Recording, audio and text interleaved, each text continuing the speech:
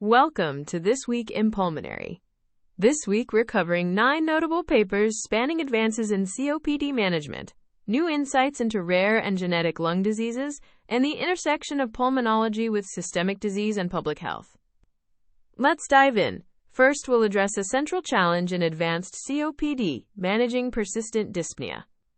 A new multi-center crossover randomized trial in the European Respiratory Journal questions the role of opioids for this indication.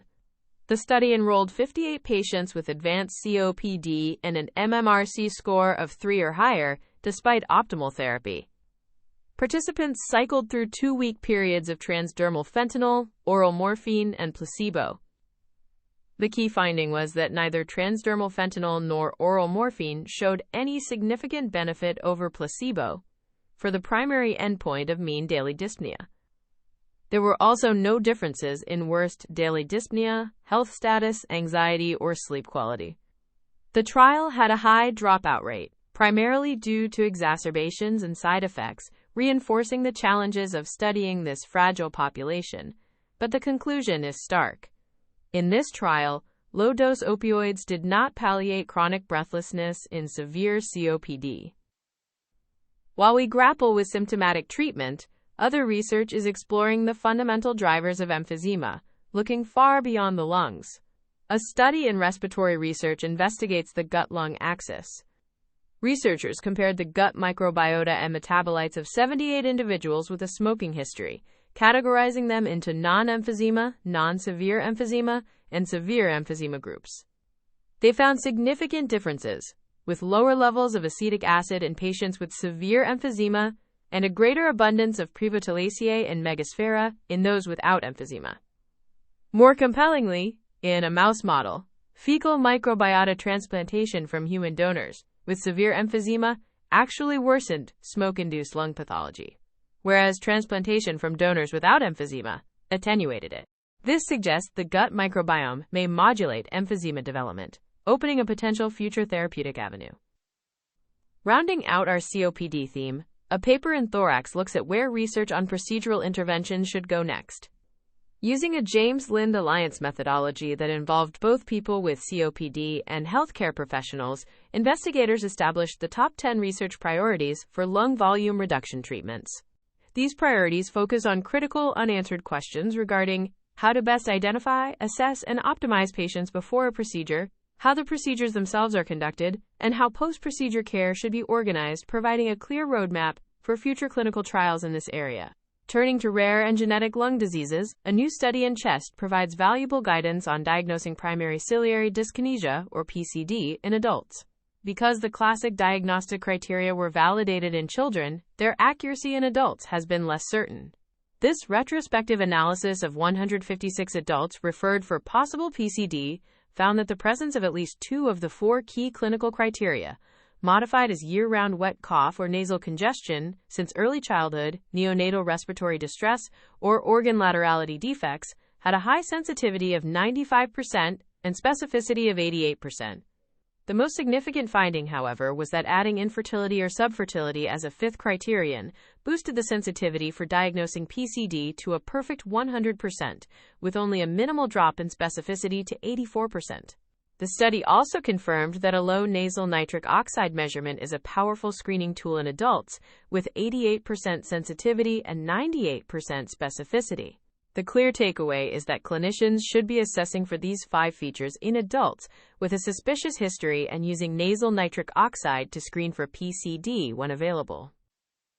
From diagnosis to long-term treatment, we now have more data on the effects of elexacaftor/tezacaftor/ivacaftor, or ETI, in cystic fibrosis. A study in respiratory medicine looked at outcomes in 60 patients after 1 to 4 years of therapy. Clinically, the therapy led to sustained improvements in lung function. On a cellular level, ETI significantly increased the ability of monocytes to phagocytose Pseudomonas aeruginosa, bringing it to levels seen in people without CF. However, the researchers also noted that the expression of the CFTR protein and its channel function in these monocytes remained significantly lower than in non-CF controls, suggesting the clinical benefit is accompanied by a partial, not complete, restoration of cellular function. Finally, in the rare pediatric condition of post-infectious bronchiolitis obliterans, or PIBO, a trial in the European Respiratory Journal explored a non-pharmacologic intervention. This randomized controlled trial assigned 51 children and adolescents to either a 16-week, home-based, remotely supervised high-intensity interval training program or a control group. The HIT program was effective, resulting in significant improvements in peak oxygen consumption and functional capacity as measured by the 30-second sit-to-stand test compared to controls. This provides evidence for a feasible and effective home-based exercise program to improve cardiorespiratory fitness in this specific young patient population. Our final theme looks at how pulmonary medicine intersects with systemic disease and public health. First, a major pooled analysis in The Lancet provides new evidence for the use of pulmonary in patients with chronic kidney disease, a common comorbidity in our patients. This individual participant data meta-analysis combined 3 large randomized trials, including over 14,500 participants. The results were robust. Finerenone reduced the risk of a composite kidney outcome, including progression to kidney failure, by 24%. It also cut the risk of a composite cardiovascular outcome, hospitalization for heart failure or cardiovascular death, by 20%. Furthermore, it was associated with a 12% reduction in all-cause mortality. Crucially, these benefits were consistent across a wide spectrum of patients, regardless of their diabetes status, the cause of their kidney disease, their baseline kidney function, or their use of SGLT2 inhibitors. While hyperkalemia was more frequent with finerenone, severe cases leading to hospitalization were rare. The authors conclude that these findings support using finerenone as a foundational therapy for a broad range of patients with CKD. Finally, 2 commentaries highlight crucial public health and policy issues.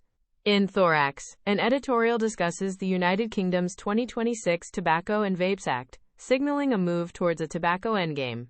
And in the European Respiratory Journal, a call to action from the IRIS Group addresses the need to ensure continued access to essential inhaled respiratory medications amidst environmental concerns and the transition to greener propellants. Both pieces underscore the critical role of policy and advocacy in pulmonary health, from aggressive tobacco control to navigating the complex shift towards more environmentally friendly inhalers without compromising patient care. They serve as a reminder that our responsibilities extend beyond the clinic to the broader public health landscape. If you only have time for one paper this week, make it the trial on opioids for dyspnea in COPD from the European Respiratory Journal. It provides a clear, high-quality answer to a frequent clinical question, demonstrating no benefit for either fentanyl or morphine over placebo for chronic breathlessness in this population. Here are the key takeaways from This Week in Pulmonary. First, for patients with advanced COPD and persistent dyspnea, neither low-dose transdermal fentanyl nor oral morphine appears to be more effective than placebo, according to a new randomized controlled trial.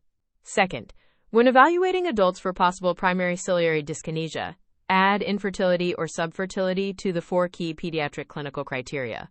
The presence of 2 or more of these 5 features is highly sensitive for PCD, and a low nasal nitric oxide level is highly specific.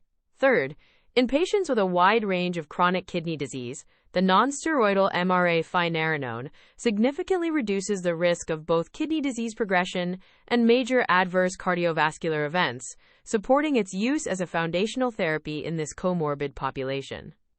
And finally, in children and adolescents with post-infectious bronchiolitis obliterans, a remotely supervised, home-based, high-intensity interval training program can effectively improve cardiorespiratory fitness and functional capacity.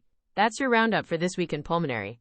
The full transcript and references are available on the episode page in your Audio Scholar library.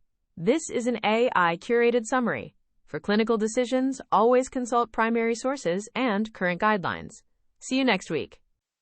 This is an automated summary generated by artificial intelligence, which can make mistakes. Always review the original source materials.